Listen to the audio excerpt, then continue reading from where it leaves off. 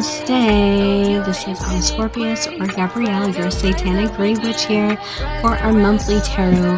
Happy Aquarius and Pisces season. Hello, for February 1st. So, I hope you're having a great season. I hope things are going well with you. I hope you're going through these energies well.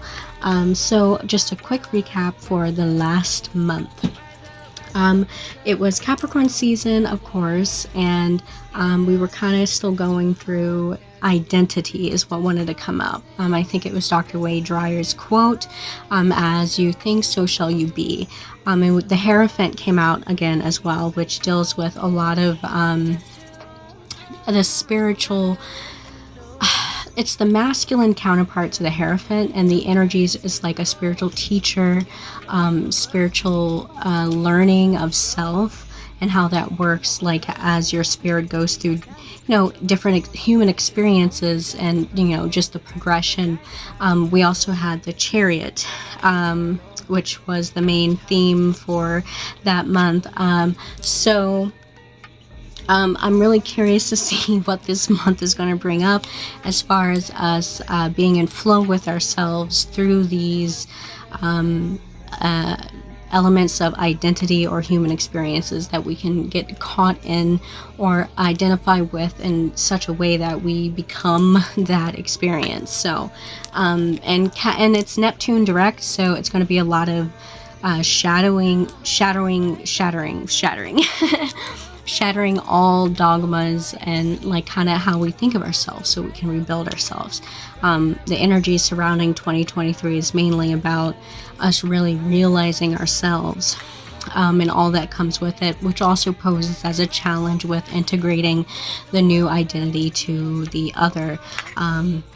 So yes, but so with this season we have Aquarius and Pisces. Okay, so I have some beautiful music from a YouTube channel that everyone should check out. It's Healing Vibrations on YouTube, and so they have a video for sound bowls for Aquarius, and Aquarius season is over. It flips into Pisces soon. So, but with them, they have Aquarius brings new changes, washing away the past. It's a lot of releasing and moving forward, death and rebirth kind of cycles happening. And then we're going to move into Pisces, which is this kind of balancing your spiritual self with your earthly realm self and your things and things you want to manifest. And it's balancing both those things, practicality with spirituality. And you can even incorporate, because there's a little bit of everything in the other, practicality into the spirituality, with like focusing on doing that work there. But anyways, but let's see what's going to come up for this month. I'm really excited. So yeah, that weird, I've been listening to that sound bowl thing like a lot, and it's been great. So Neptune is still in direct. We've got until March, so still that energy is the vibe. So with this reading, I'm going to do our oracles first, and I'm going to lead with the I forgot what this is called, the Alley Man's Short Cigars Tarot, as like kind of like an oracle. I'm terrified to read these like tarot cards, so yes. And then the main tarot is going to be Dreams of Gaia. So yeah, but let's see what happens. We're gonna pull a quote. I'm really excited. Let's jump in. And see what's happening. All right, so we got one. All right, I got two by accident, so we're gonna read both. All right, so it's Yoda. There is no do, only try. There is no try, only do. There is no try, only do. There is no try, only do. Oh, and I forgot about this, my owl here. He's gonna, he's hanging out. So no try, only do. And Dr. Wade Dyer again, forgiveness is an act of self-love. Forgiveness is an act of self-love. Forgiveness is an act of self-love. So that's leading the reading. Pretty exciting. I'm not sure. I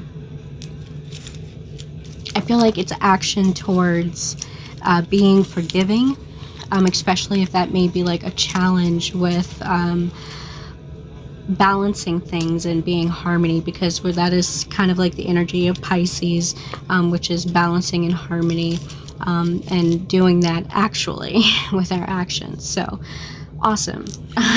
We're gonna pull the Daemons tarot and see what's going on. Oh Lord, this box. Okay, boxes. Okay. So let's see what the Daemons tarot has to say. Okay, these are beautiful cards, might I say. Like, look at these. These, like, oh, they're so pretty. Oh, that's upside down, guys. Yep. Look at that, it's so cute. All right, so let's go ahead and pull these cards. All right, so we have Aquarius, Pisces season. What messages do we have of divine light and darkness for the collective for February 1st? Divine messages for the collective.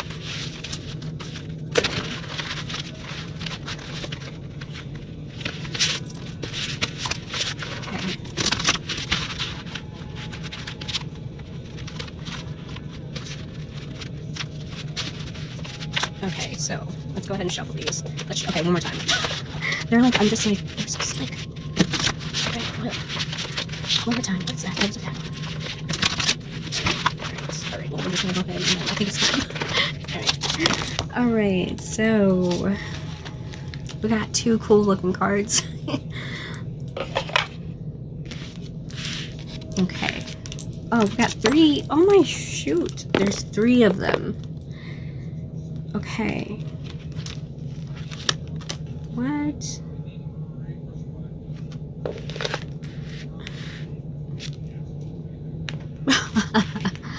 This one's creepy. Okay, we got the scrying mirror, the void here. All right. It's frost. Okay. So the mirror is kind of just interesting. Okay, I feel like that has some shadowy aspects to it. The 5 of tradition. Look at the back, it's cool.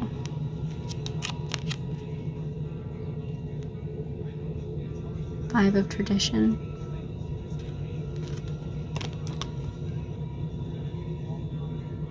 So I feel like something about like cycles, I feel, with that one. Cycles dealing with tradition. The battle. Water, Cancer. And it's a bunny and a wolf.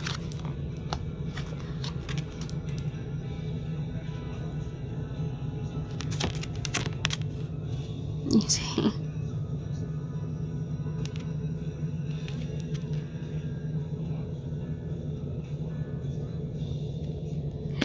Alright, so with this, I feel like there's conflict in tradition, is one of the things that's coming out to me.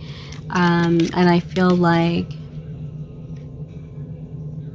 there's some hidden aspects within that are most likely emotional based with this water Cancer. You know, like a rush of a game with the wolf and the rabbit. And it feels kind of impulsive, like animals are not really thinking creatures. So a primal instinct. And this could go into like, with primal instincts are kind of like programmed into our minds, like tradition.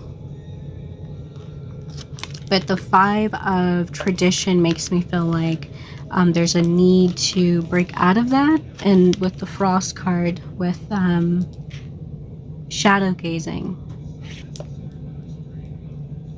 into the darkness, and really seeing past the conflict of tradition.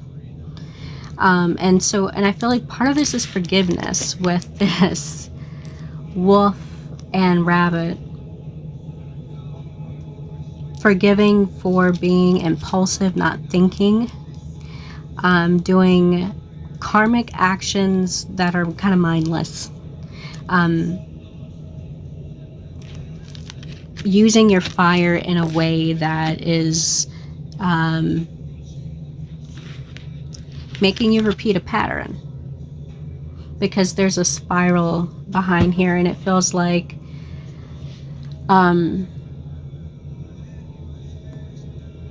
it's forgetting that you are the center of everything. Because look at this. Doesn't this look like a little portal? Find your center.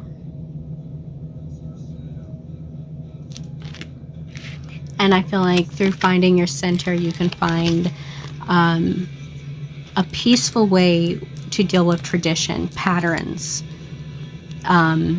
programs of the mind. So I like that there's a subconscious element there. So we're going to move to our tarot now, which is Dreams of Gaia. Oh, wait a minute, hold up. I'm going to do the two other oracles, the familiar, because this is a monthly special. So a few extra cards here. I forgot all about it because I'm curious about this. So we're going to dig for some shadow. Divine darkness. What messages do we have for the collective? Where are the shadows in these energies? What are the shadows in these energies for the divine collective, with breaking up traditional patterns, finding center of self, forgiveness, and the battle, water, Cancer energy, emotions. All right, let's go.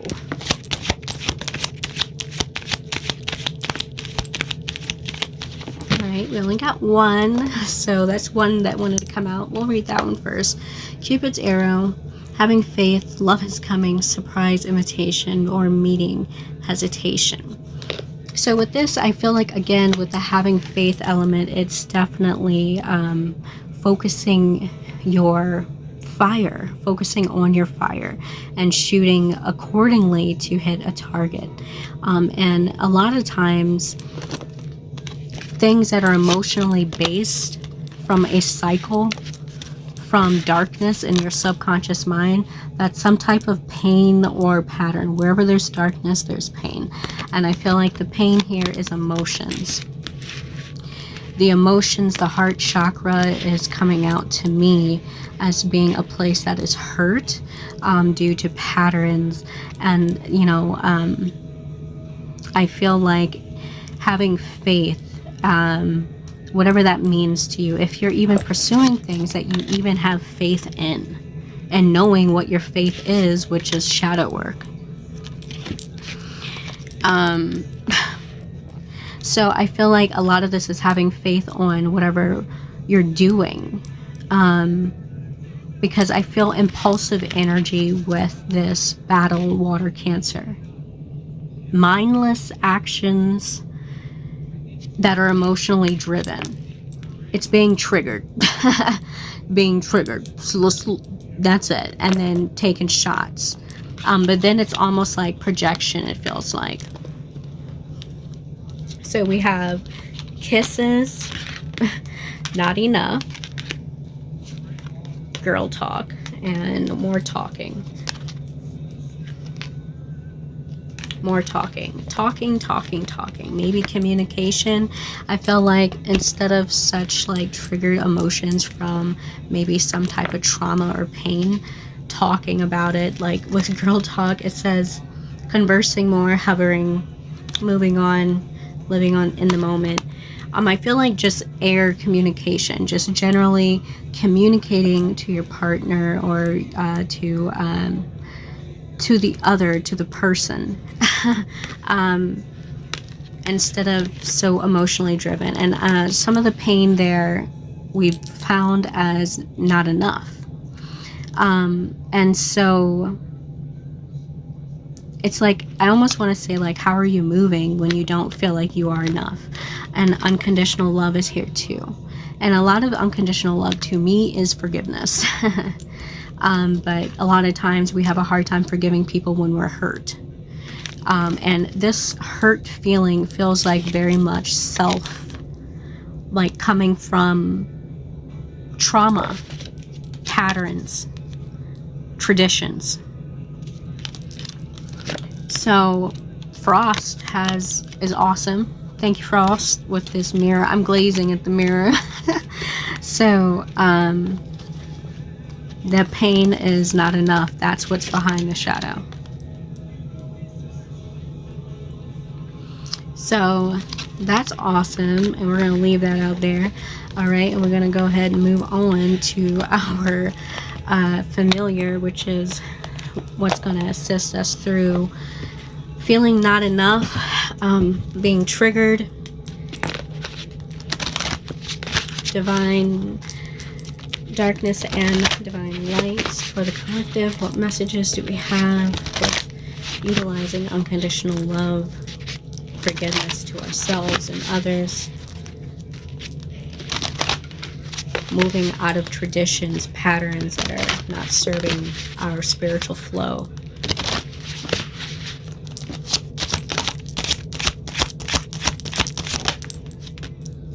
The spider, deception. So I feel like stop living a lie. Stop lying to self. Deception.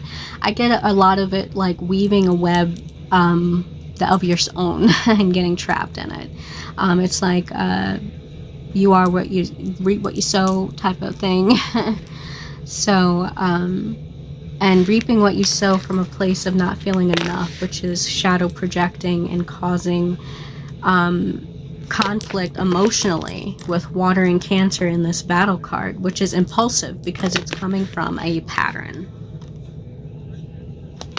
So spider. All right, cool beans. So we're gonna move on. All right, I'm ready. Let's go. So we're gonna move on to our next one, which is our Daemon. Oh nope, I'm always skipping ahead. I'm like, let's go. Dreams of Gaia cards, which is our root of the problem, and see what we can find about this feeling not enough, using unconditional love and forgiveness when we are acting impulsive. Due to patterns of tradition, culture, dogma. Alright, so what do we got? Oh, okay, so we're going to do that one more time, and then we're going to call it a day. Alright. Nope.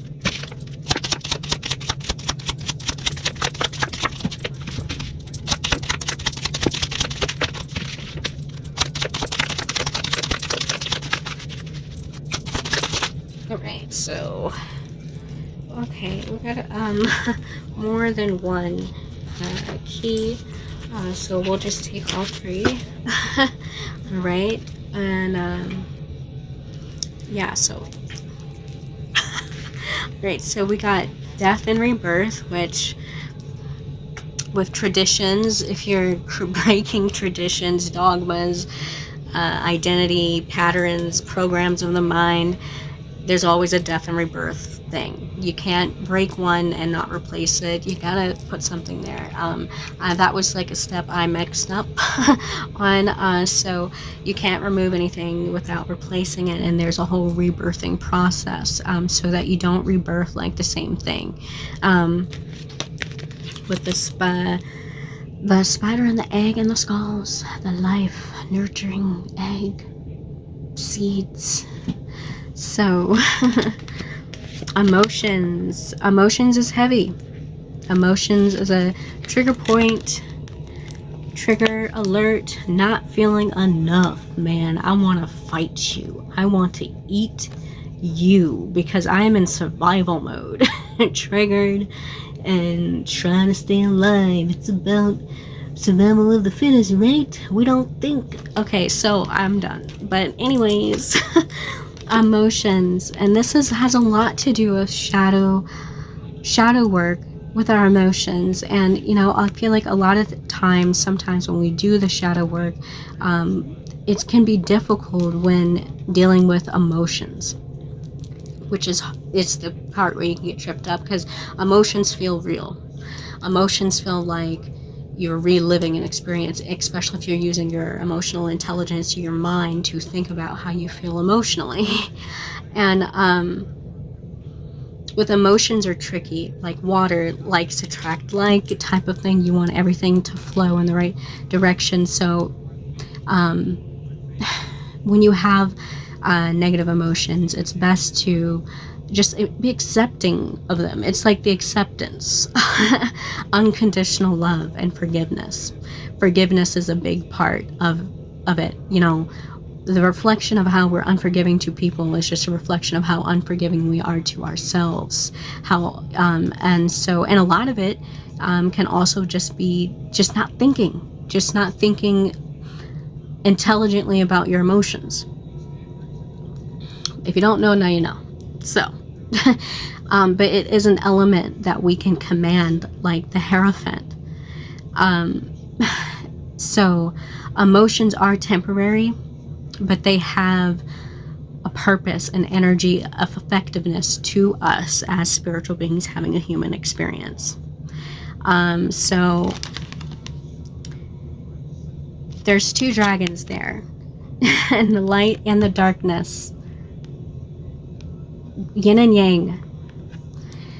You know, it's that sacred rage. We had that, I don't know what month we had it, but it was not shaming those negative emotions like jealousy, lust, envy, hatred, because you transmute it. You don't do, like, you're not getting rid of it. You're not destroying it. The point is not to destroy it. It's to see it as an emotional trigger to let you know something that you are lacking, that's causing you to feel this way. Yeah. Okay, I'm about to drown now in the waters. So, emotions are a tricky part of shadow work. But there is knowledge there, which is why there's a dragon in the shadows. I feel like the darkness is very misunderstood because it is painful. It is our lower dimensions, but we have them nonetheless, and so they have a purpose. They have a purpose, just as much as the light. And the light is really it's like the knowledge from the wisdom, the knowledge from the pain. So that's our darkness, our failures, things that we're not forgiving about, things we are conditionally loving because of, you know. So that's awesome. And the journey, which I just said, the Chariot from last month, we're still on it. It's like there is no destination. Your journey is your destination. And sometimes we get so caught up in achieving goals that when the road is, because this is an illusion, like it's not even real. We're just creating it as we go. And it's like your way may not be always the way you expect it to be, but it's you keeping focused where your faith is. Sometimes, like with me, I'm impatient and my impatience causes a lot of emotional triggers for me. So where your faith is, your faith can be deeply rooted in emotions, because this is where, with the shadow work, with the shadow, with Frost here, is where our failures are about ourselves and the world and everything, you know. there's a little bit of both. And it could also be sometimes things that weren't supported, like good traits, the golden shadow, things that weren't supported, that were, it's crazy the things that you'll find in your subconscious mind. It's so many different aspects that are only there to make you stronger. So really don't shy away from the shadow. And this, I feel like, is rooted in some type of faith. Sometimes we can lose faith because of something that is emotionally harnessed in our subconscious, our shadow, that changes how we think. And so we are doing it out of a pattern. These are seeds of trauma. Seeds of trauma. So, well, trauma, I mean, anything that's a pattern. It could be trauma, could be your pattern. I don't know. So many things could be a pattern. I'm not just, it could be, I don't know. So many things could be in a pattern. It's whatever pattern that is not serving you. And I feel like there's some elements of a lack of forgiveness and not being, you know, feeling like you're not enough is this, like there's something there that is not right. Okay, something that's been hurt, and it's a pattern of some type of pain. So anyways, the journey, and this is a journey. I feel like this very much thing of our emotions is a journey, a process, forgiving ourselves and loving ourselves unconditionally. I feel like, I want to say this is more like it's not really about loving others unconditionally. It's about loving yourself unconditionally, where this becomes unnecessary. Impulsive, it's not just the battle. It's battling based off of impulsive patterns. Some type of trauma, like, it's like, I feel like, of awareness of your emotional intelligence of yourself, like what is causing the pain that you want to battle. So and what's causing the pain in any type of pattern with the 5 of tradition, any traditions that are causing you pain, feeling like you're not enough, you know, your patterns and traditions that make you feel like you're not enough. And a secret to that could be going within and finding out where that has traumatized you, so that you can transmute it into knowledge and wisdom. But I feel like it's all a process. I feel like the journey is both the light and the dark, because the light and the dark aspect is here a lot. You know, you see one pathway is dark, one is light. This right now, I feel like, is talking about things that are in the shadow in our subconscious mind, rooted in some type of pain that is connected to a tradition or some type of cycle or pattern. But there's light and darkness, even emotionally. Both of them. And she's holding a sword. And, you know, it's like emotional intelligence with that air element there. But it's all a journey. You can go one way or the other way. It's a journey. There's always going to be light and darkness. And there's a butterfly here for transformation. That's why we have these two processes. Transformation has to happen. And I feel like there's some trauma here with not enough. Because it's not even really about... With the not enough, I feel like that's like saying it's coming from the source of someone who's shadow projecting, or shadow projection of any kind that comes from a place of feeling like we're not enough. And just overall with any type of conflict, or conflict with even tradition, systems and things that conflict with us. And it's like, I want to almost say, like, where are we at in our journey? Where are we going in our journey? Have we stopped in our journey, or are we still moving, or are we getting stuck in a pattern on our journey and not really going anywhere? So where are we on our journey? So let's go with some elements here with Dreams of Gaia. What 4 elements do we have to help us through our emotions of light and darkness on our journey of light and darkness through subconscious mind and conscious minds? Messages for the collective of divine light and darkness. What messages does the collective need regarding forgiveness and unconditional love upon ourselves? Oops, I'm just really trying to shuffle these, not the way they're supposed to be shuffled.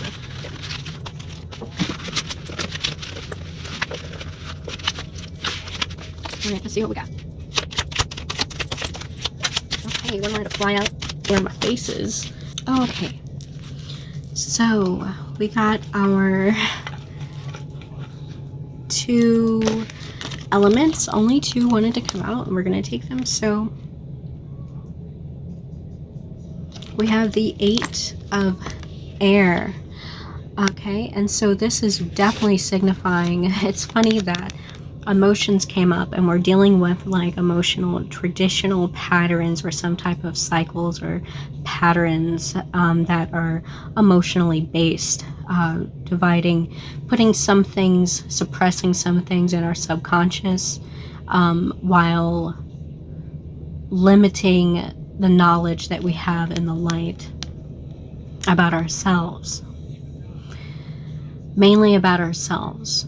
And how some of these things can almost be like pre-programmed, like survival instincts, or there's so many things that could be programmed mentally. And if she's carrying a sword, and the sword is like under him is the subconscious, the suppressed things from mental cycles, the double-edged sword of creating and destroying mental programs of within yourself, acknowledging them. It's not even like about it's once you root out the emotion, you know, and come to terms with that emotions, or at least see past the mind to see the emotion behind the communication as well with mind. And with the with the battle card that's dealing with some type of communication with traditions that is, I don't know, not healthy with the battle. I feel like triggered, and the main trigger was like just feeling not enough. So these are like things that we can create and destroy, you know, and there's pain with that, with kind of accepting them as like it was just a pattern, it wasn't the real thing, so that you can create something new. You know, pain is normal, but like this looks like suffering down here, suppression, you know, and it's whatever is suppressed, the pain, and it's pain. So yeah, cool. And then so we have one element of earth here, which is 6 of earth, which is, I feel like, the practical part of moving past something. And with this one, it's like almost kind of like take your time, and you know, not to rush, because it's like even if you rushed or slowed down too much, it could be dangerous. Like it's a balance of that, and understanding, and I feel like determination here to keep doing that, you know. Death and rebirth is not an easy process, and death and rebirth is definitely a process here. There's a lot of patterns of like cycles, death and rebirth, shadow and darkness, creating and destroying, you know, mental thoughts. You know, we have complete control over our thoughts, you know, and I feel like the control that we have over our emotions is accepting them for what they are, and not turning them into a pattern. So because I feel like there's a lot of self energy here. And it's like the energy of like loving thyself and forgiving thyself. I don't really feel like a lot of this is with other people, because this is definitely in the mind and there's no one else here. But there is when there's a projection. So I feel like it's some type of survival, impulsive trigger thing, which I feel like goes back to the creator of that, you know. All right, cool. So that was our tarot cards. So we're gonna move and ask the Daemons. All right. Really excited to see what they'll have to see. Okay. Okay, why am I doing this? Why am I doing that? I'm sorry. I'm new here. Alright, so Divine Dark Dance on messages we have for the collective. Moving into balance and harmony, emotionally accepting, utilizing unconditional love and forgiveness onto the pain within the shadows. What messages do we have for the collective? Thank you. Okay, we got like a surprise 3. I thought it was just one, and then like another one popped out like, oh no, there's 2. I want to pull that one first. So, alright.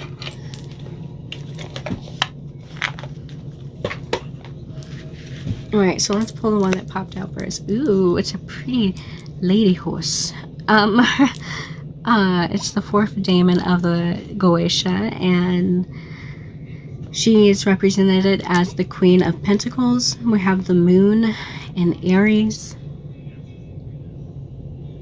Emotions, and I feel like with that fire, it's actions. I can't say her name, so I'm not even going to do it, but she's the 4th daemon of the Goetia. But she's beautiful, and there's a moon, definitely big emotions, and I feel like fast movement with the horse.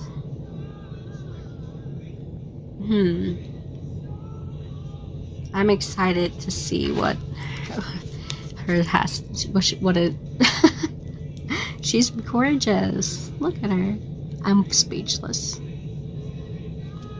You would be an Aries, okay? So, alright. Now let's go ahead and pull the others. Alright, Payman. Yeah, okay, the 9th daemon of the Goetia, and represented as the 10 of Swords. A lot of swords energy, okay, with mental programs, and this is an ending to them. That's the Sun. And I think this is Taurus, which is a lot of action.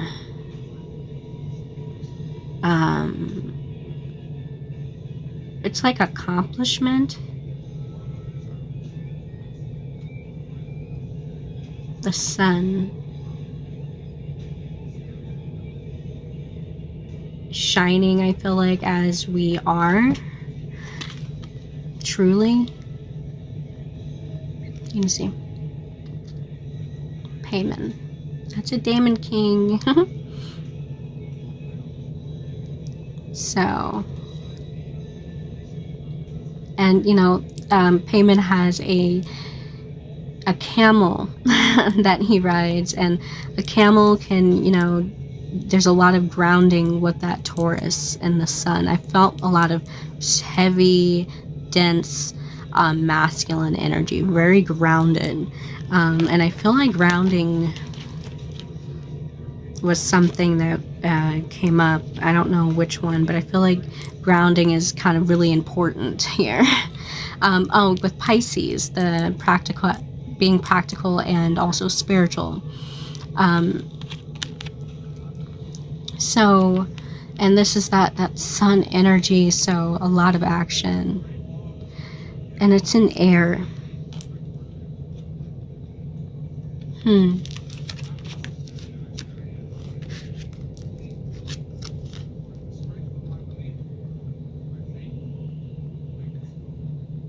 Okay, so we have the 44th Daemon of the Goetia. I want to say Shax, but that's all we're going to do. I'm sorry. 44th Daemon of the Goetia. We have Queen of Swords.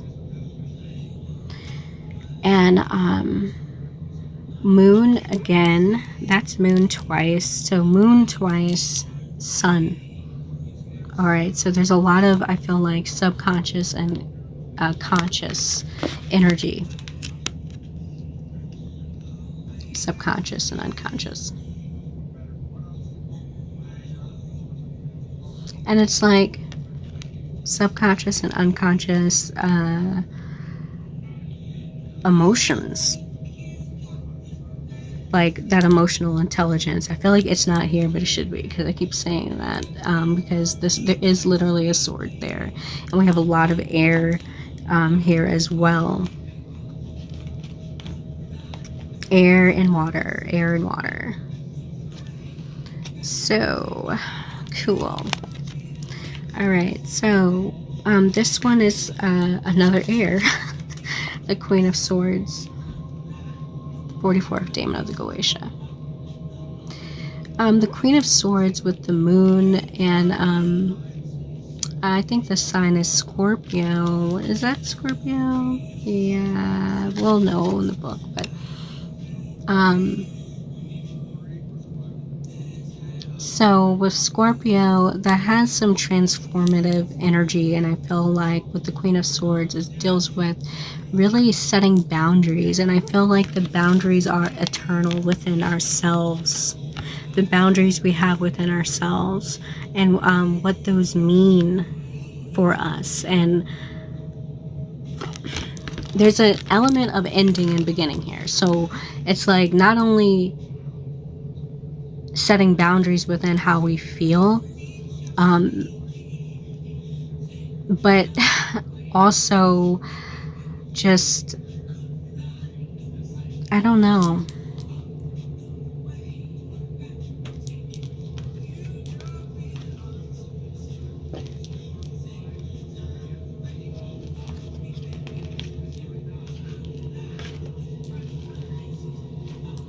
I feel like it's setting boundaries with ourselves and knowing thyself, and knowing when we're creating unhealthy patterns, because a boundary is really like acknowledging something for what it is.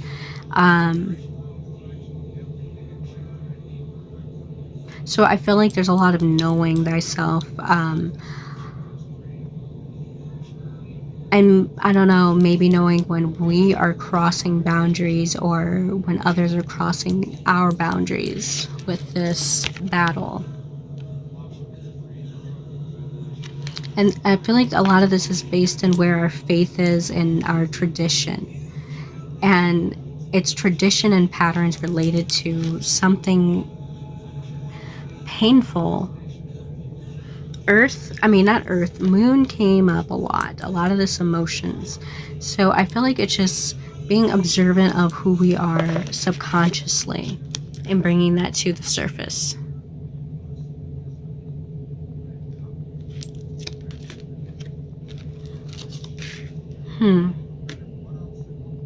I think they're awesome. So we're gonna pull the graveyard now.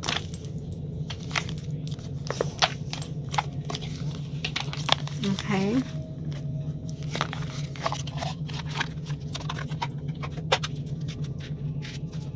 Okay, so we're gonna ask the dead, the collective, what messages do the divine collective need to know right now regarding knowing thyself, creating and destroying mental patterns of the mind, moving out of primal energy, patterns, traditions, pre-programmed impulses that keep us trapped in patterns of behavior. Embracing and acknowledging ourselves.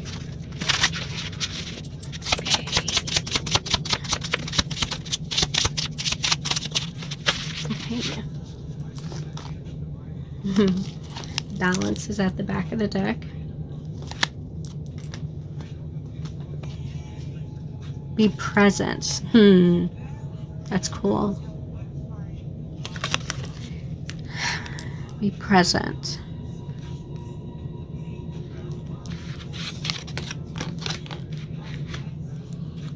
I feel like maybe some presence with ourselves.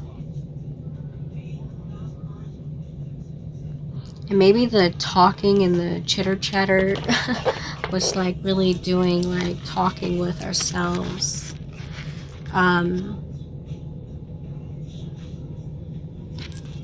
Maybe like how we talk to ourselves, or some type of a presence with, I feel like, the air element as well.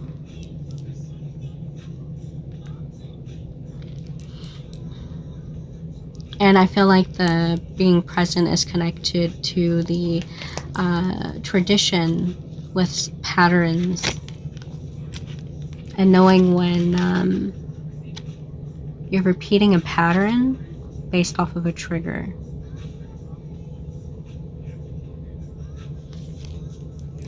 So, alright, we have Temptress. Ooh. It's the mermaid in the water. They drown them. So the Temptress, I feel like the Temptress, the Temptress, I would say, is the subconscious mind, which can be dangerous, you know, tipping into the shadow. You know, I see shadow in the water because water, emotions, and a lot of emotions are subconscious. You know, that's where the pain is. That's where, if you want to know where the gem is, or do you want to know, you know, just any, you know, a lot of it's, you find it there.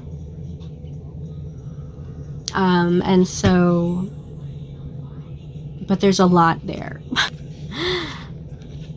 Okay, so, yeah, but there's a lot. I feel like the Temptress is being tempted into our shadow.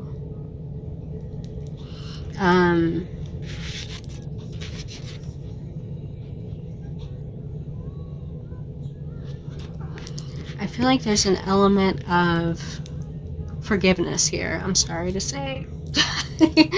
There's that. I gotta bring up the forgiveness and the unconditional love, because I feel heavily that this goes back to the subconscious mind being the thing that connects all of us. And that's the awesome thing. But we get so caught up in patterns and traditions of the mind, programs, that we see identity, dogma, tradition, cycles. We don't see ourselves in the other. And sometimes the other doesn't see us in them. And this is a mental thing. Due to trauma, due to something emotionally. Something that was... something that has become dark due to trauma. I feel that. And I feel the need to say, like, it's a need, because this is emotionally driven. Cancer in water. And it's not even about the other person, man. It's about, like, ourselves and knowing ourselves. The 8. It's the connection we have with ourselves and the connection we have with our subconscious and conscious mind. How do you connect with yourself emotionally? Like, I want to ask, mentally, because there's a sword there. How do you talk to yourself? How do you move on from things emotionally when you communicate with yourself? It's not even about anyone else. I feel like the unconditional forgiveness and the unconditional love is towards ourselves that causes patterns in others, in traditions. So it's just, It's awesome. You know, it's like, how do you talk to yourself is a big reflection of how you talk to others. And that's true. We don't like to say it, but it's true. It's sorry, it is. It's what it is. That's why it's called shadow projection. But it's okay. We all do it. That's the fun of being aware and present with yourself. Present with yourself emotionally, present with yourself mentally, and how you talk to yourself. How do you talk to yourself when sacred rage comes up and you're angry and because you've been triggered, because you're jealous or you're, envious, or there's so many sins. There's 7 Demon Kings for a reason. How do you transmute your shadow? Is a lot to do with a mental aspect, and this together is emotional intelligence. Like, man, back to ourselves and being present with ourselves. How are we feeling about ourselves? That's affecting how we talk to others. The battle. That sucks, right? It's my fault. It's about me. Well, I feel like when you realize you're a spiritual being having a human experience, you'll realize that every battle you had was pointless if you just focused on yourself. Knowing who you are is your purpose, and creating who you are, all that you are, spiritually and practically, because the practicality is here with the earth element. Okay, and that's Pisces energy, balance. And there's balance even in this oops, sorry guys, even in this card. Okay, because you know what, guess what guys, when I turn it this way, it's yin and yang. There's darkness here in the light. There's light in the darkness. There's dragons in both. There's wisdom. There's treasure. Dragons represent treasure, and I feel like the treasure is knowing who we are. And knowing our endings, our rebirths with this payment energy, because this is our Demon King here. So, and I keep wanting to go back to like some type of boundaries that we have or don't have with ourselves, in terms of how we talk to ourselves, how we unconditionally love ourselves, how we forgive ourselves, or how we don't do those things. And that how that pours out into others,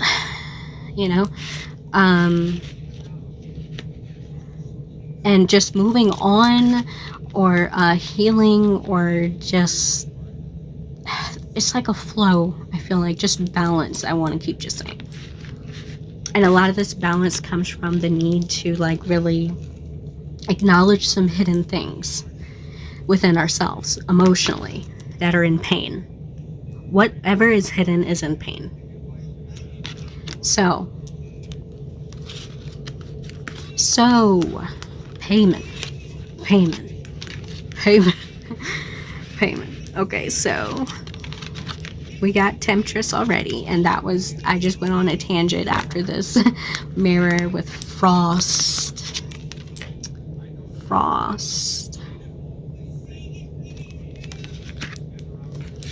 So, okay, I'm trying to clean up all these cards. So, okay, so, comforted. Comforted. I feel like with this comforted card, this has a lot to do with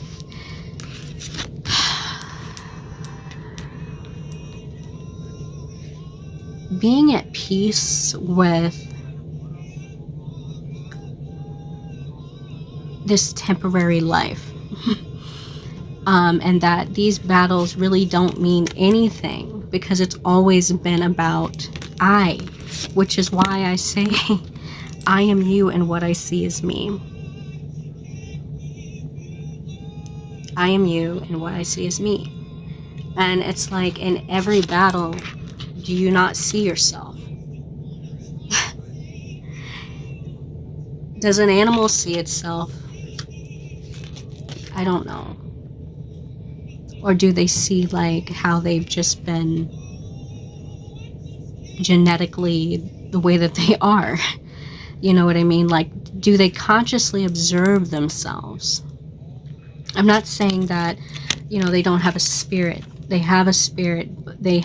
We all have spirits. But the point of this king energy is acknowledging that we are who we are. We're not our impulses. We're more than that. You know what I mean? And thinking past our patterns, past our impulses, past programming, and really like being present with ourselves. And I feel like part of that presence is greatly acknowledging the fact that the subconscious mind is everything. We are connected, so these battles are really pointless. Shadow projection is pointless because it doesn't mean like it's not doing anything. It's like you not healing, so you project it on someone else to heal. And it's like, it doesn't work that way. It doesn't work that way, but sometimes we do that, you know. It's okay, you know, and sometimes it's because the pain can be hard to bear. It could be a lot of reasons. And I feel like a big reason is really how we think about those things, dogmas, patterns, traditions, cultures. They play a part in our mental programs, and where there's mental programs, there are emotional things to observe, you know, and this is how you can recreate and create yourself. Emotional intelligence, especially if there's some need for some trauma repair. And Neptune going direct is, like I said, until March. It's going to be a great time to heal childhood trauma. Can be a big thing here, or any type of trauma that we've had throughout our lives. Shamanic trauma, and everyone experiences shamanic trauma. It doesn't matter who you are. So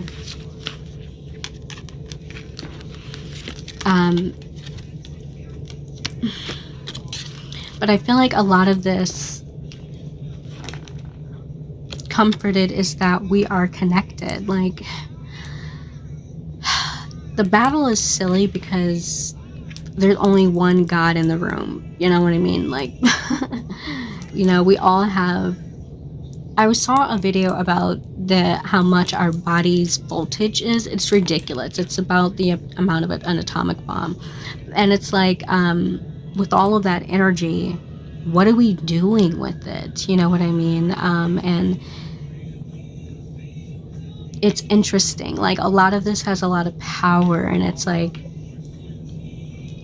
awareness of how we maybe empower or disempower ourselves with battles, unnecessary battles based off of triggers, just taking life way too seriously, because I feel like there's a big energy of connectedness. Like, this is just, it's always about I, you know, and it's like, I don't know, it's interesting. There's definitely some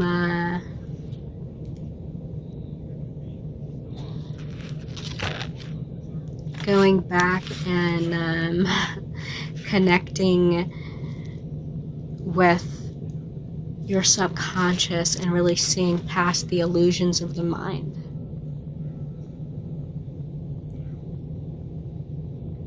you know, illusions of the mind based off of how we programmed ourselves, based off our experiences in society in so many ways. So, okay. Okay, so we're back. So, the first daemon that we have was Gamagan, which is the fourth daemon of the Goetia, dealing with the Queen of Swords, which is healthy, you know, boundaries with the Queen of Swords. Again, air. So I wanted to point out that pretty much there was a lot of water here. We have 2 moons. And this is Moon and Aries here. So it's really highly fueled emotions, some emotional trauma with fueled energy of Aries and actions, impulsiveness.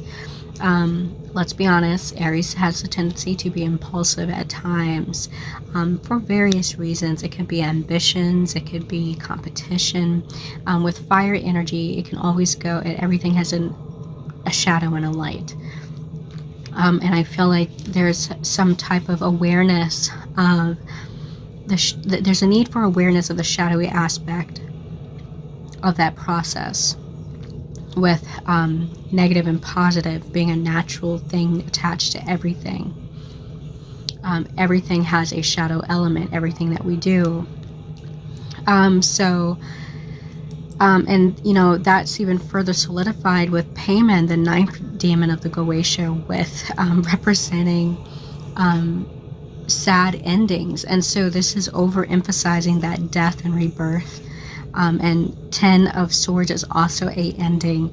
And I feel like a lot of this has to do with that whole aspect of accepting mental programs as cycles or just programs as what they are, call them what they are, and stop identifying with them in such a way. It's like you can't identify with your emotions and your thoughts because those are based by experience. The thing closest to spirit is mind, and you know, with the consciousness and the subconscious. And it's really knowing how experiences, positive or negative, where there may be a need to go within the darkness to find wisdom. And I feel like this has a lot to do with the boundaries we set with ourselves, being present with ourselves, the relationship that we have with ourselves, with the patterns that cause double-edged swords. You know, those type of deals and communications that we have with ourselves. There's no one else in this picture but him. And you know, the only few cards we got with the other person was the emotional battle card. And it's like you're battling because of an experience that's not even real. It's just a projection of your mind. You're taking it that seriously. So, and it's causing an unhealthy pattern within ourselves, being present with ourselves and how the things we think is elevating us, putting us into flow, or harming us and putting us into suffering. You don't want to stay on either or the other, because he has to hold the swords that way. That's balance, you know. But it's like pain is normal, but pain becomes toxic when you sit in it and become suffering. Okay, and that's what we're looking at. This feeling of not enough is coming from an energy of some type of suffering, and I feel like this has to do with boundaries that may have been crossed at some time, causing some type of trauma, and a pattern has been made. When you do the shadow work, wherever there's a trigger, there is a pattern. And it's something that's not been healed. And that's when you know, that's basically how the system works in order for us to heal ourselves. But you have to acknowledge that there is no battle. If you still think it's a battle, that means you're identifying too much with your identity, the character that you're playing. Why are you wearing that silly human suit? Why are you wearing that fucking bunny outfit? Donnie, okay? So I feel like Bruce Lee has said that before too, about part of competition is realizing that there is no competition. I have a book with him written by his daughter, B. Water, and to my surprise, actually, I love him, and I didn't know that he found competition to be just an illusion, a distraction. It's a distraction. Because it's a distraction from our own pain. It's a distraction from ourselves. And it's like, why are you focusing on another person's strengths and weaknesses when you are limiting your potential by theirs? And it's acknowledging the fact that we're all unique expressions of the universe. And really, it's about being present and knowing thyself, not the other. And because you're focusing on the other so much, this has a lot to do with shadow projection, which is someone not doing the healing work. There's nobody else in the room but you, you know? And it's just part of us. It's part of releasing and healing ourselves from trauma. Right here is what I'm feeling. Unconditionally loving and forgiving ourselves. Because a lot of times we think we're mad at someone else, but we're really angry at ourselves and we're projecting it on other people. But you have to admit that there was no battle, because there never is, because it's always about the one center. It's I here, man. I am you, and what I see is me. And, you know, this is how people get stuck in patterns and don't realize it. And I've done it too, and I've realized it. I have a few. You know, it's not easy. If it was easy, everyone would be doing it. So we got Payman, which he represents. I'm sorry. Where is it? Payman. You're 9, right? Okay. Sad endings and unforgiving glory really caught my attention. Okay, and it is the sun in Taurus. So with the sad endings and the unforgiving glory, I feel like I kept feeling like that's he just embraces endings. This is this 10 of Swords. And I feel like it's endings with things that do not serve us any longer, traditions that we have outgrown. We're supposed to expand outward and become more complicated, and part of that complication is interactions with projections of the mind. How you see other people is a projection of our mind. And if it is a projection of our mind, then how we interact says a lot about what's going on within. So this is that faith, and it's like, are you having faith in a tradition or pattern that is actually limiting your experience? Being stuck, I feel like, in not releasing something so something else new can to begin, you know? Not releasing the pain of not feeling enough. That would be a great one. Okay? All right, that would be releasing the pain would be a start. And that's because it's swords again, the 8 is the connectedness to the pain, like not like a pattern, a cycle. It can be infinite, the 8. And it's like, you don't want an infinite cycle of just sitting in pain, do you? Like, that's ridiculous. If you can change it, do it. Why would you? I just so, but again, it's swords energy, and it's ending cycles, being brave enough to end cycles within you that are unhealthy. How about that? So but Okay, true mastery is not controlling another. True mastery is controlling thyself. Thyself. Whatever your self incarnated as. But an animal doesn't think like that. You are a spiritual being having a human experience. That is a gift. Use it. These are your gifts. To alchemize within, be present within yourself, and create based off of your experiences. But I feel like it's a need to like not take the experiences so personal that it's having you stuck in one way or the other on your journey, when the whole thing is a journey, light and darkness, the whole thing, the pain and the love, the failures and the success, and it's just, even the fighting is part of it, because it's to show you you're only fighting yourself by projecting your pain onto others, and how others have projected their pain onto you, because we live in a very sick society where shadow projection happens all the time. And the more we're aware of it, the more that we can stop hurting each other unnecessarily.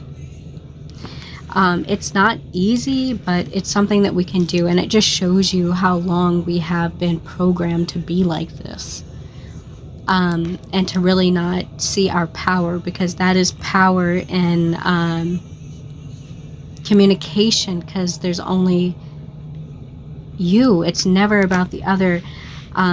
And I feel like maybe the other probably came around when trying to make us all like consumers, and we become completely identified with our identity, so we'll do anything to maintain it. And a lot of shadow projection is kind of maintaining the fact that you don't have pain, but you do. And the shadow work can be pain that you've caused others, pain that people have caused you. Hurt people is true. So it's looking at those areas where people have hurt us, where we've hurt others, where we've hurt ourselves. And I feel like it all starts there. As within, so without. As below, my pain, so above first. You fail, experience some type of pain, and you rise with wisdom. And then you have new knowledge. Your light is expanded by your darkness, because there's always darkness came first. Darkness is everything. It is the beginning. It is the source. And it's like part of making the darkness conscious is bringing consciousness into the subconscious, which is acknowledging your pain, acknowledging yourself, your dual aspects within yourself. I don't know. I hope you get it. But the Queen of Swords. I'm so lost in the sauce. Where did I go on the tangent? I don't even know. I just went on a whole nother tangent again. Okay, so we have one more daemon, which is the 44th daemon, Shax. Okay, Queen of Swords. Yes. Okay. Wait, no. Yep, it is. All right. I got so lost. That's what I'm talking about. That's drowning. So 44. Okay, intellectual understanding, prideful solitude, moon in Scorpio. Ooh, prideful solitude. Okay, whatever that means. I don't know what that means. Intellectual understanding.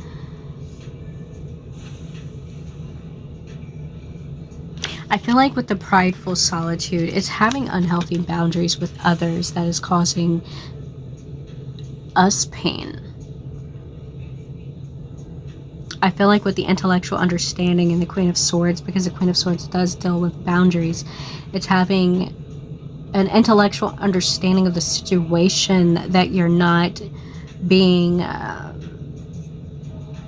putting up boundaries where they're not necessary. Because with the prideful solitude, it feels like, I almost want to say isolation, and she's not happy. So I feel like there's a lack of the communication is not clear. And it's like, where is it not communicated clearly within ourselves about, I don't know, our boundaries with others, you know? I feel like that's it. Like, how do we communicate with ourselves about our boundaries with others? And if those boundaries that we've set, are they based in some type of pride? Because I feel like there's misunderstanding here, even though the card represents intellectual understanding, and I feel like it's having an intellectual understanding of your boundaries, where it may become prideful solitude. That's based in Scorpio energy, which is transformative motion. Scorpio is death and rebirth energy. There's death again. And the moon with emotions. And I feel like, again, it's that hidden aspect behind every mind is an emotion. You know, where there's a shadow, there's pain, there's an emotion there. And how that is affecting intellectual understanding. Because one, if you don't understand yourself enough to communicate with yourself about your pain in order to heal it, and then you're putting yourself in some solitude, or just, I feel like there's unhealthy boundaries of some sorts with others or with yourself, with others, that actually does more harm than good. And it really, you think it's like, and it's like evaluating that process with balance and harmony, practicality and spirituality. Spirituality is taking in the aspect of how you feel. A big part of the Chariot energy with being a spiritual being, having a human experience, is really knowing how you feel and where you're at. You know, if you feel bad, then energetically you shouldn't be there. You're out of flow. Feeling is a good indicator, but feelings are a lot, and they're temporary. They're nothing to identify with. And I feel like there's an identified feeling in this prideful solitude, some type of trauma, pain that is affecting communication and boundaries. There's an emotion, and I feel like it's a lack of transmuting whatever sacred rage, trauma, or pain that is hidden behind the unhealthy boundary. I want to say it's an unhealthy boundary. Cool. So I think that's all our Daemons, and I'm going to get the embroidered graveyard for the embroidered graveyard. I want to get right into it with this comforted card from the embroidered graveyard, because this is great. So it's basically really letting us know that our crossed over loved ones, if anyone here has them, wondering about them, feeling for them, that they're definitely around and watching over us, having this human experience.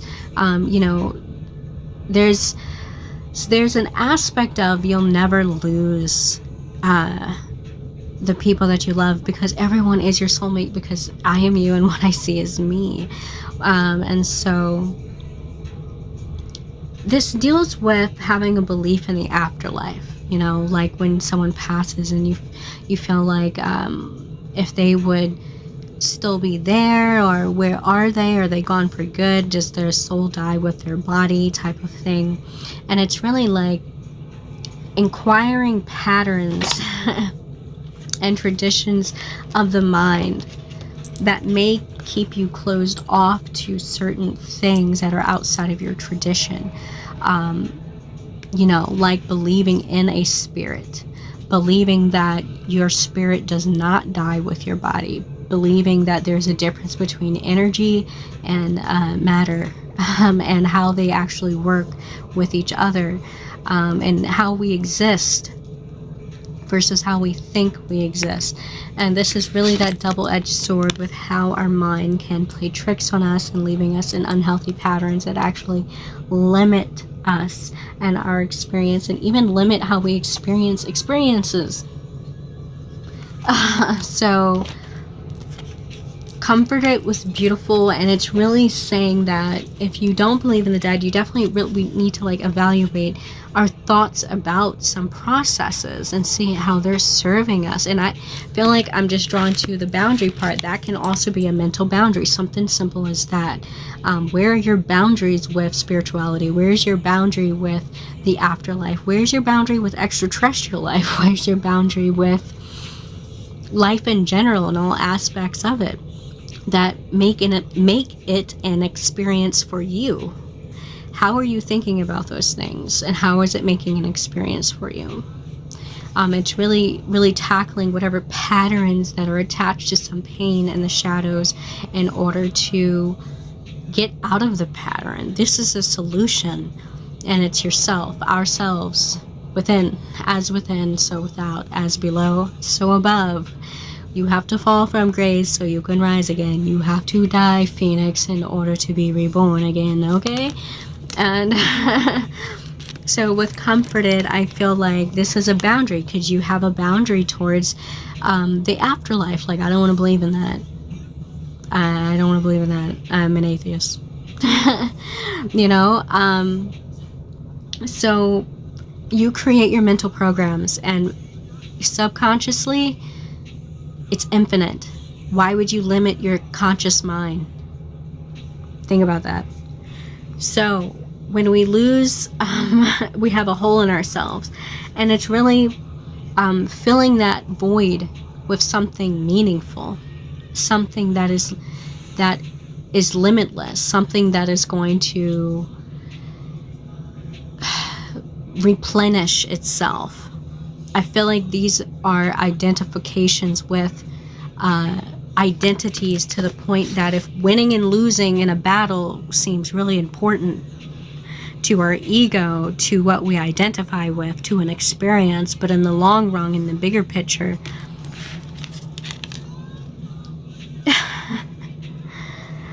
in the bigger picture, there is no opponent. There is no death. Death is only the beginning. You know, there is... Okay, but anyway, so... so it's really exploring our fears and beliefs surrounding death and experiences. And I feel like our beliefs and our fears surrounding winning and losing cycles, and what are our mental boundaries towards those things. So cool beans. All right, so I'm gonna clean you back with Temptress, and again, there's another death element to this, of course, with the mermaid. And I feel like, again, that death part, the actual death with the Comforted and the mermaid, the shadow is in the death, the shadow is in the water, and the death that is here. And part of the Temptress was death can come in many different forms, you know, endings. And it's like not getting lulled into a false sense of security where you believe that there's no endings or beginnings with everything. And I feel like not believing in your darkness can be just as dangerous as just believing in your light. You know, and the darkness within, because that's the one that I thought with this, with the reflection, with the water being a representation of our own subconscious mind, and the man on the boat who's not in the subconscious flirting with the mermaid. Sometimes the mermaid can be represented as different things in your darkness, like trauma, pain, or whatever, that can pull you in and drown you. And I feel like, you know, sometimes a lack of shadow work can really have us doing a lot of patterns that need to be ended. And I feel like the big one here is the pattern is identifying with self. Neptune is direct. It's all about shattering identities of self, and not to destroy them completely and not replace them, but replace them with something, create something new. That is the double-edged sword with the 8. You know, creating and destroying, abracadabra, creating and destroying your thoughts, your patterns, and how you think about things. And, you know, Comforted wanted to bring up considering the idea of life after death. Why not expand your consciousness to that? Do you know all that's in the subconscious mind? So, like I said, making the darkness, bringing light into the darkness, darkness expands your light. The more wisdom you gain. And a lot of that really has to do, I feel like a big part of darkness is endings of some sorts, because with endings comes pain. It's a transformative type of energy. It's like, it's death and rebirth. That is darkness in a sense, because that's where things go, and that's where things can come back, and be light, be transmuted. But the point is to transmute it. And there's some action, I feel like, in expanding our minds, to like really know ourselves. And I don't know. There's a part of that, I feel like, knowing ourselves and what is in our waters, emotional waters as well. Water was a big element here. Water and air. Okay, so and the Temptress just basically talks about what was once sun will become darkness. Like, just simply death and rebirth is normal, but what you do with it means the most. Like, you can still be hung up on a death that was like forever ago, you know, mentally.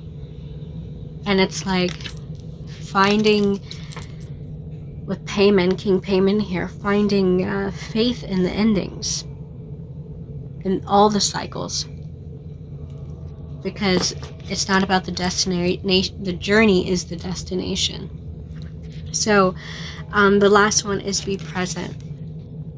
And I really strongly still feel like this is definitely being present with ourselves.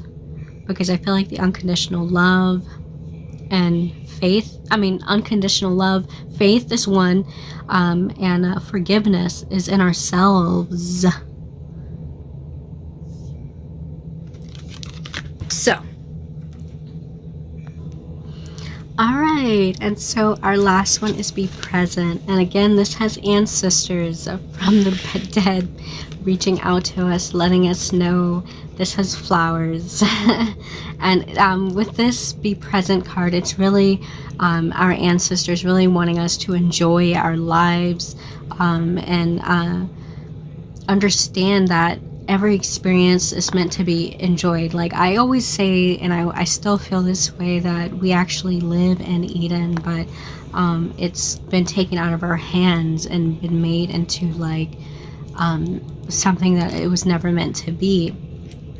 And we have a lot of healing to do from a lot of trauma, and this type of healing can only be done through self-worth work. Because literally no one but you can bring light to your darkness. Only you can do that. Only the I, the one that projects the you.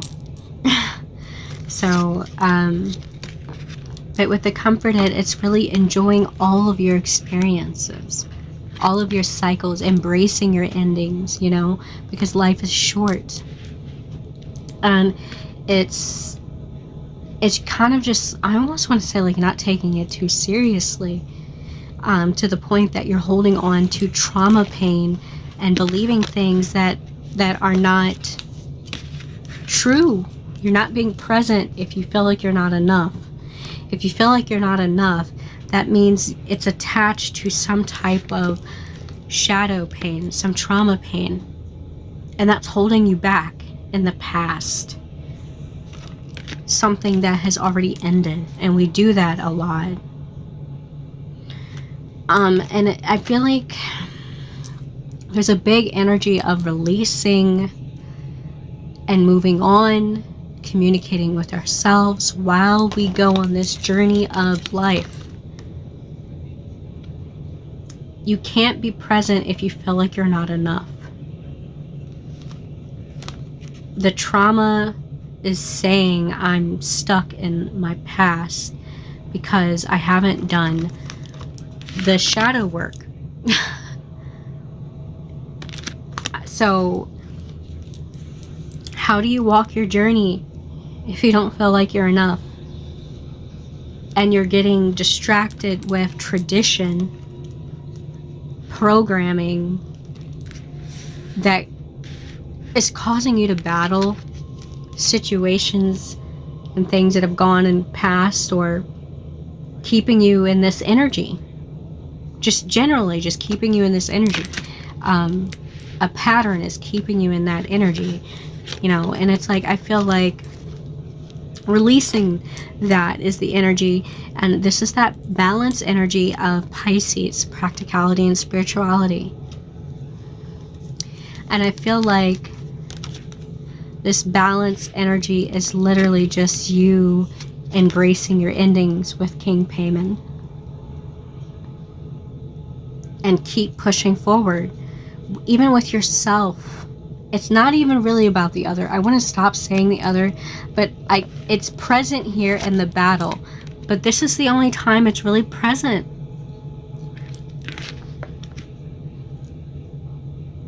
I feel like it's balancing ourselves and how we communicate, balancing and understanding if we need to put endings to some type of traditions mentally that carries some pain or unhealthy way of feeling not enough or insecure, or whatever shadow work you have to do, whatever, I don't know. But we all gotta do it, so be present.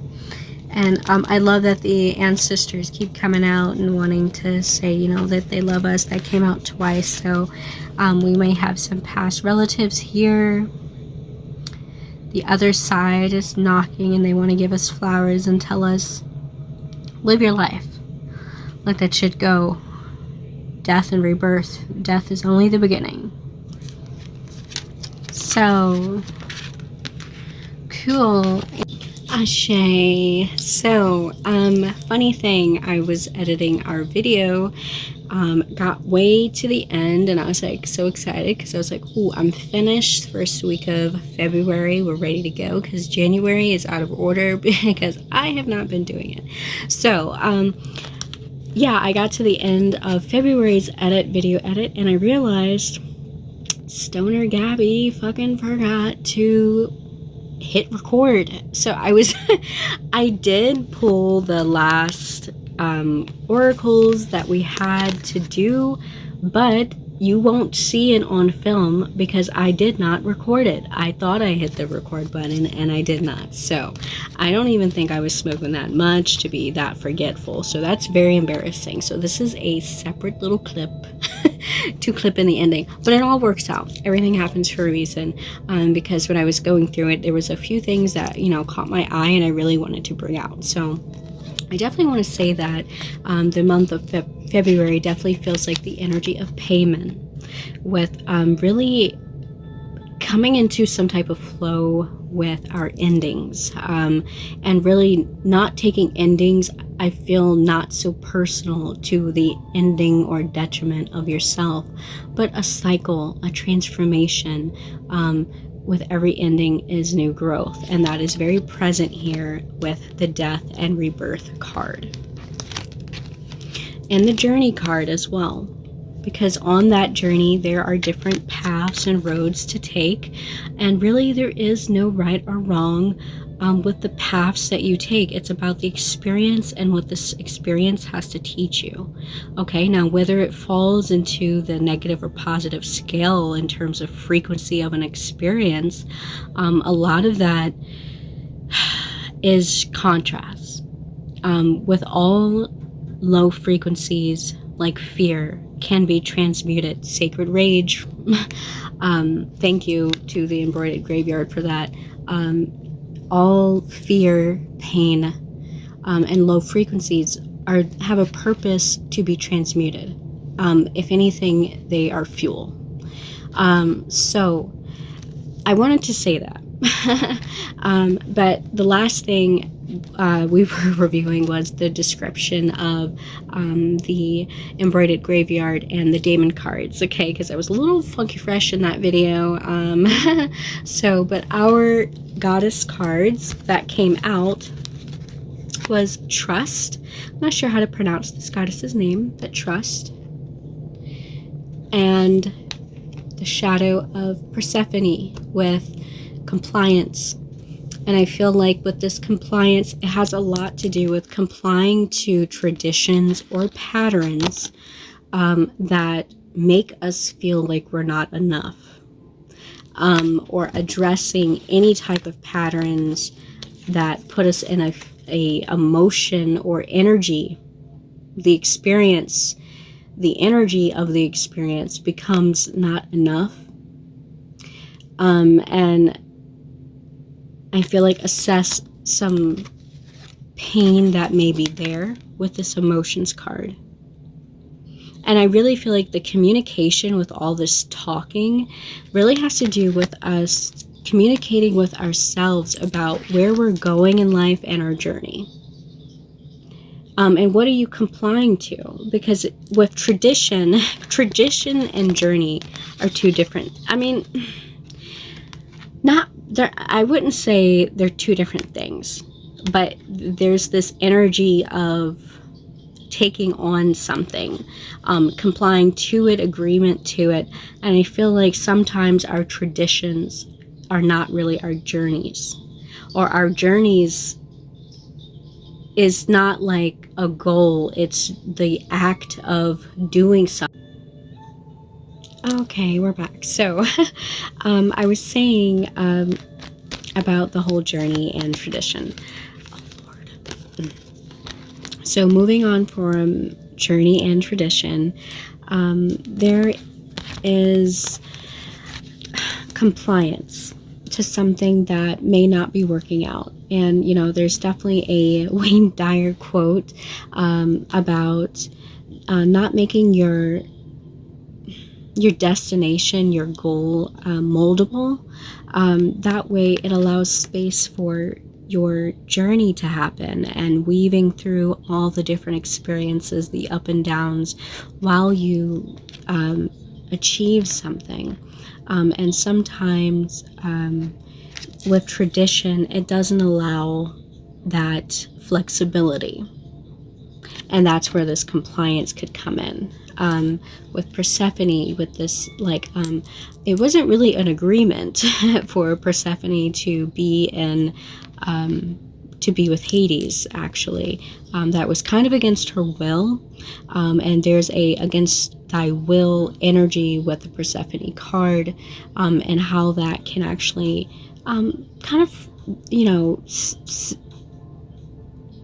cause conflict, inner conflict within thy own self, by not allowing yourself to break free from tradition when your journey is leading you out of that tradition. And, you know, a lot of this can be rooted in a dark emotion of feeling like you're not enough, with one of our key cards, the emotions card. And this would, you know, be something suppressed.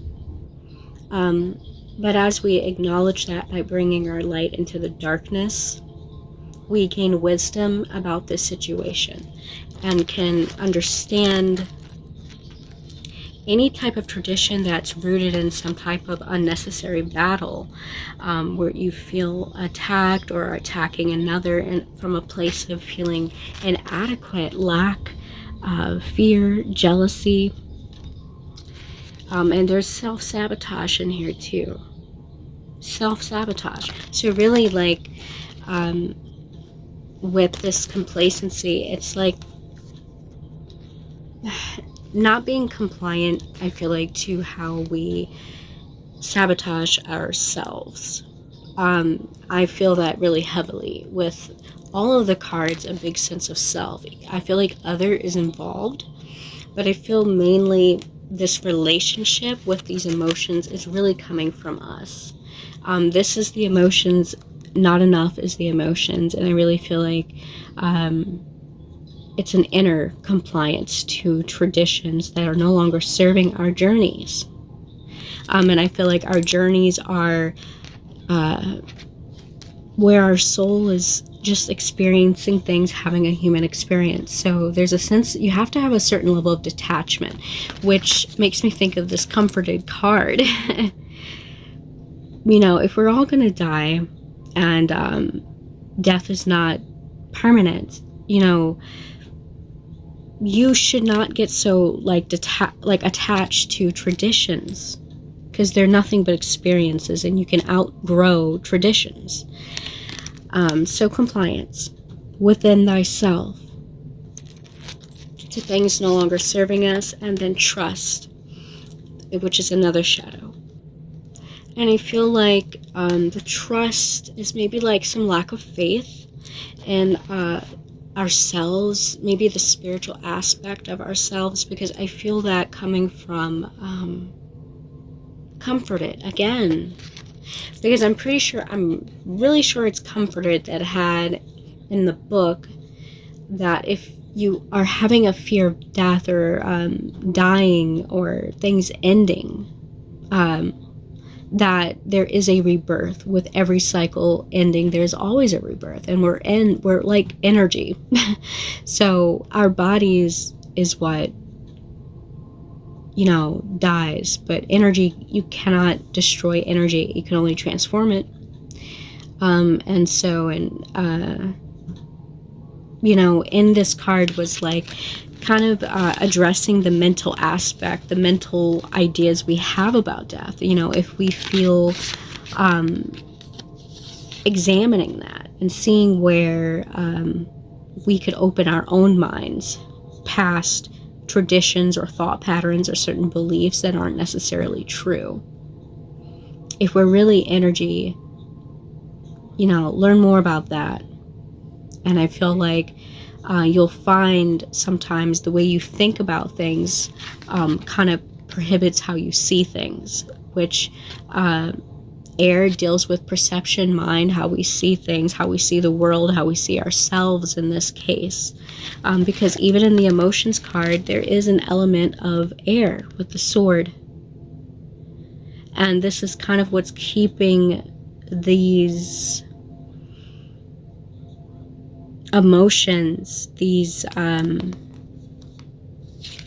true feelings of maybe wanting to know more, wanting to trust again, wanting, you know, with every loss, I feel like there is a pain, especially if it's something that you know, people handle death, grief, loss, failure in different ways, and sometimes the ways we handle them can be very traumatic to have endings. You know, with this comforted card, I feel like it's not just a comfort to us, but like a comfort to us experiencing death in our life or some type of traumatic event like death. And so most trauma will go in the shadows of our mind and our subconscious, and frost is here. Our very big, loud shadow element is the scrying mirror. So it's to find the not enough in here, or to find where these energies of not trusting yourself, trusting endings, how we may feel around endings, and just death maybe might be a big one. Death, because death and rebirth is definitely here. So okay, so that's our trust card. And I feel like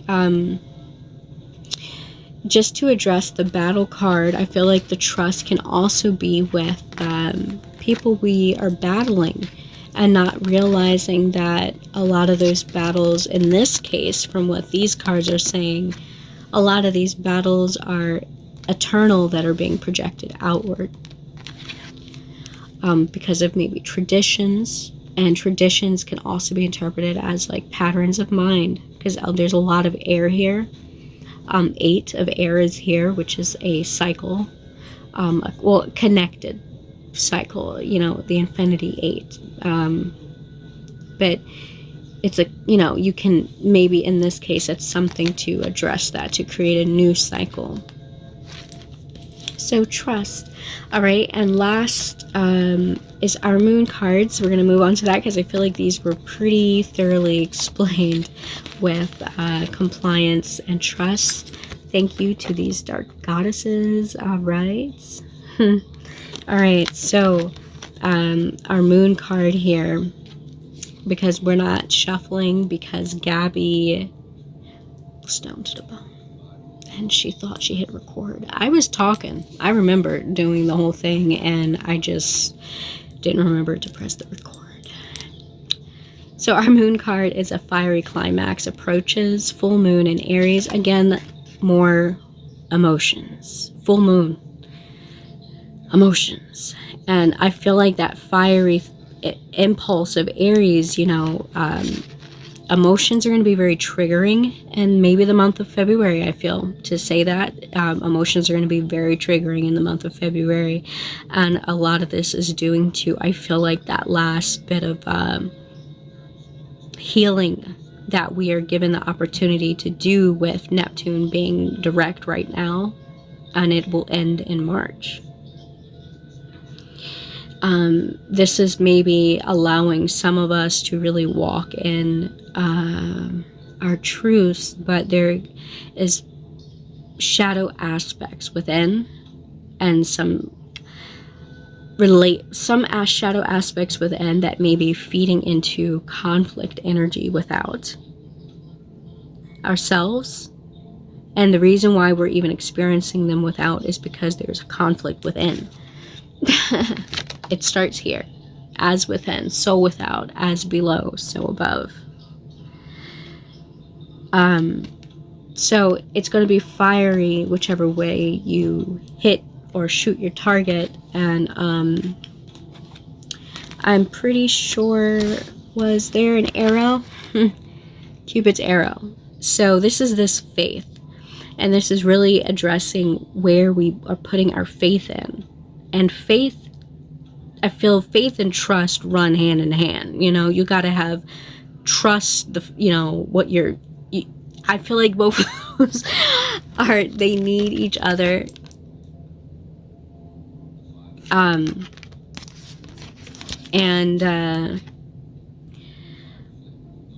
Where is our faith vested in emotionally that is hindering us or making us better is the question. Where is our faith and trust in something that is either making us better or in this case hindering us?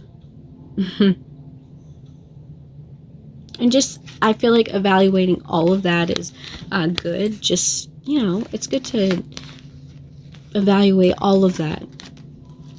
But it's going to be a powerful energy. Aquarius and Pisces. Very interesting combined energy in February. So enjoy it. I will try to enjoy it. And I think that's about it with this Aries and emotions. So yes. And our pick a card is definitely going to be where is it? What traditions are limiting our expansion? There you go. What traditions are limiting our expansion? And I was really thinking doing the Daemons to oversee it, because I really like this energy of payment for the month of February. I'm loving it.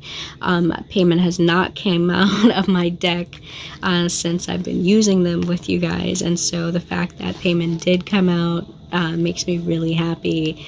So if you haven't seen Hereditary, you should see it. It is dedicated to payment. It's disturbing as hell. So if you can't handle it, don't go there. But great movie, and it's a psychological scary movie. So anyways, payment. I feel like it should be a pick a card with maybe the 3 demons that we got, because I thought it was interesting that we got so many cards. I might pair these guys up with the key cards that came out in Dreams of Gaia as backing energy, and that would be Emotions, Journey, Death and Rebirth. And we'll have these 3 demons as well. So between these 3 energies, and I'll pair them up. I won't do it now, but I will. You can pick what traditions, what traditions are limiting our expansion? What traditions are limiting our expansion? So, before we go, we're going to pull some charms. I feel like this is, would be nice. And then we're going to end it, and then we're going to have our 3-card pick a card on what we need, what traditions are limiting our expansion. So 3. Oh, okay. Okay, 1 minute to fall out. We got a couple that fell out over here too. The $1, which is my ready first player one, with value in ourselves, our value in ourselves, and I feel that really strongly with payment again being that demon king. And because you have value, you shouldn't settle or be compliant to certain things that make you feel not enough. What a value and not enough. Value of self, knowing your value. Okay, and we have the little Maumee with the ball. Cute little Maumee. Cute little Maumee. I feel like with this Maumee, it's like, I want to say move like a cat moves. I want to say flexibility and playfulness with this one, and this mutable energy of, cats are like fast, but they can be so chill about it. They're stealthy and little creepos, but they're so stealthy about it. And I feel like a balance of having fun, because he's got the little ball, but you're still a cat. And be fluid in your motion and in your choices. And I feel like a lot of this is in flow, because cats to me are very much in flow with their schedule and how they want to do things. And that's one thing that I love about cats. They don't get too hung up on distractions with other people, and I feel like distractions is a big one with the battle card, with Cancer, water energy, with impulsive emotions. Okay, we're gonna go on that. We have feet here. I think these little baby feet. So I feel like, oh, can you really see it? Good Lord, guys. Little feet, baby feet. I feel like with this one, it's definitely, I want to say, inner child wounds or healing that needs to be done. And again, Neptune going direct is the great time to do childhood healing.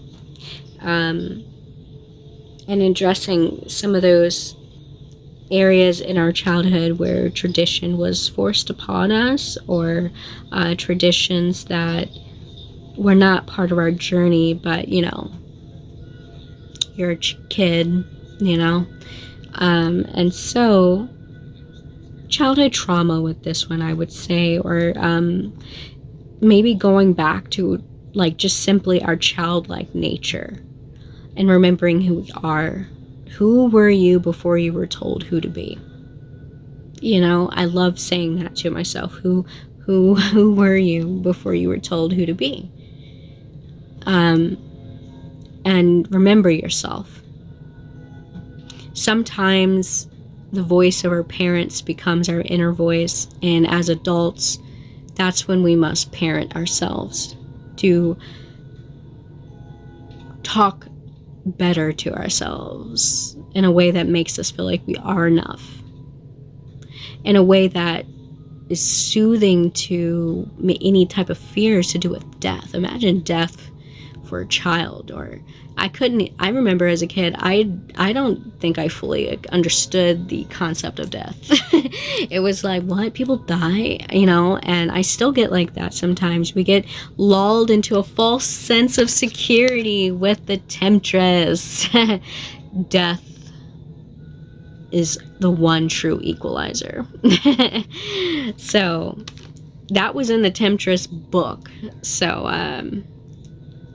address all that in childhood. And I feel like in a way a parent should, in a nurturing way, not to scare your inner child, you know, but in a way that is empowering, because that's the focus of the pain.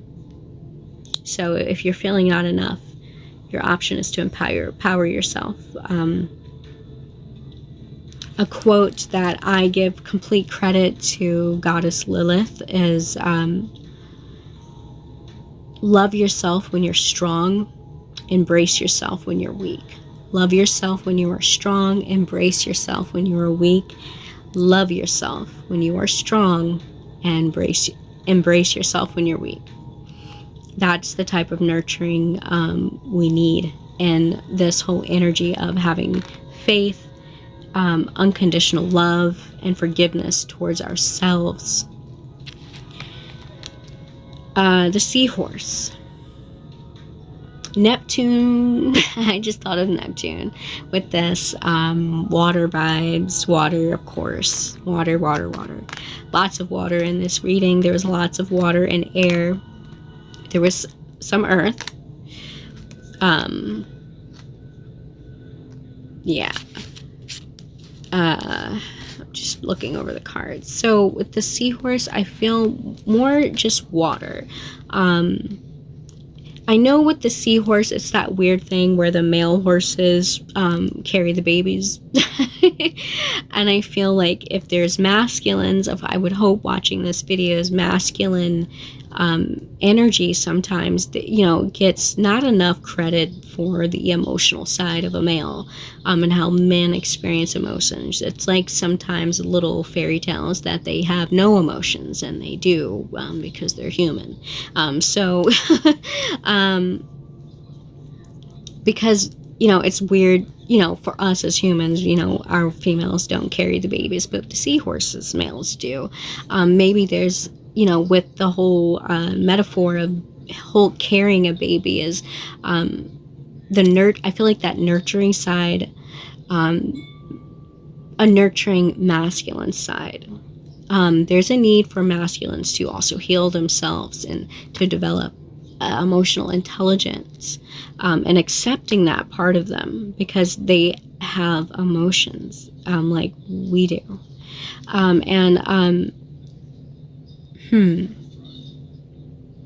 I feel like there's abundance associated with this card, with the, you know, I'm thinking of the pregnant male seahorse, you know,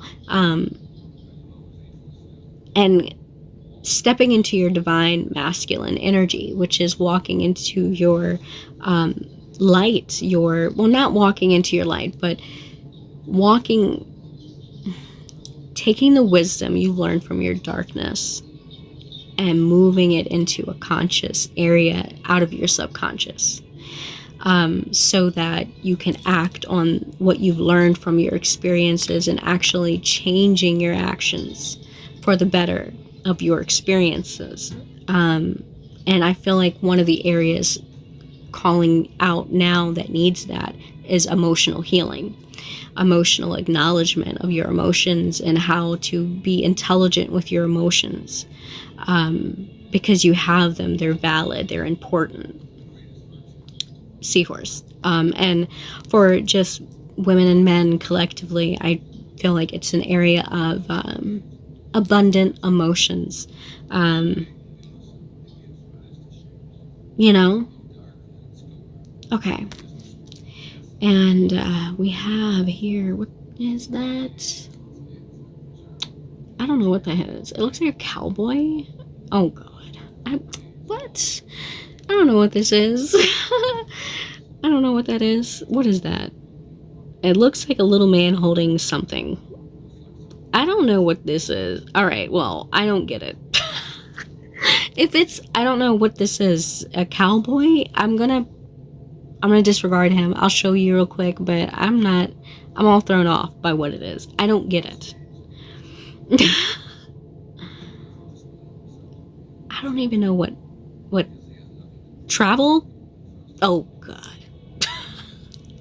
I'm so judgy. Okay, here we go. Hold on, I'm trying to position it in my fingers. What is this? I think this happened last time, and I was like, what is this? Can you see this? It's a person. And it just hit me. Oh, the guy going on a journey. Or a cowboy. But cowboys go on journeys, right? I think they do. There's movement. So be in flow, keep moving. He's carrying something, but I'm not really sure what it is. I don't know. But move, keep moving, keep going, keep going. There is no limits, okay? Because if your energy, you just keep going. You don't die with your body. So make sure you're going in your physical body and in your spiritual body and all that, okay? And the next one is the dog with the bone. I know what that is. I don't know what that little traveling guy is, but the dog with the bone. Loyalty to yourself. Straight up. Right away. Loyalty to yourself. Have fun again, because the cat had a ball and the dog has a bone. And so I feel like these two guys are playing games. Alright? Having fun.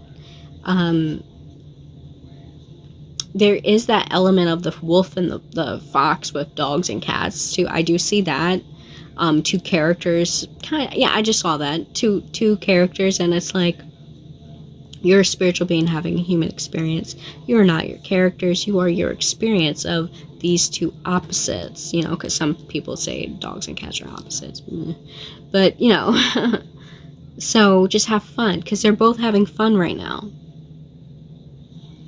Alright, that's awesome. And that about does it. Okay, so I will be editing this in. It should not take that long. And I will read our quotes to end this, okay? So, I know we got Yoda. There is no try, only do. There is no try, only do. And that is regarding the work that we do for ourselves. The forgiveness that we do unto ourselves, the faith that we do unto ourselves, and the unconditional love that we do unto ourselves. And forgiveness is an act of self-love, Dr. Wade Dyer. Forgiveness is an act of self-love, and do that. Yoda asks that you do that, and forgive yourself. Forgive yourself if there's a need to forgive yourself for not believing in yourself. Could be a big one. Or forgive yourself for your fears, your not following your journey, forgive yourself for the time that it took for you to follow your journey, if that's relevant. Oh, we have another charm here. Oh, what is this? Oh god, it's a balloon, but it has this crazy symbol that makes me think of the chaos symbol. Can you see? I can't see. Can you see? Can you see it? Because I don't see it, bro. There's a chaos symbol on it, though. It looks like it. I don't know much about that star, but I know it's, you know, through chaos, order is made, and we make the order. We are the creators of ourselves through the chaos. The chaos is, you know, I don't know what you would call the chaos, though. Because I feel like sometimes the chaos is all our experiences that we're having. You know, everything happening at once. But the chaos could be not knowing who you are. The chaos could be having all of these traditions and directions and places to go and not knowing which way to go, which way is your way to go, and you have to make a way in that case, or choose a way. Tradition, I feel like, is a choice, something that's already established, but you can also create your own traditions as well. You can go do away with one tradition. It's very much like our sense of I or self, our identities, our egos. We can create and make it different if we choose to. But it's chaos in doing that. And know what you're doing, and know what you want, and have faith in it. So, awesome sauce, okay? So we're all done, and happy February, happy Aquarius, Pisces season with that balance and spirituality and practicality. Aquarius with basically new beginnings and endings, and we will see you for the pick a card with I gotta look again. With what traditions are limiting our expansion.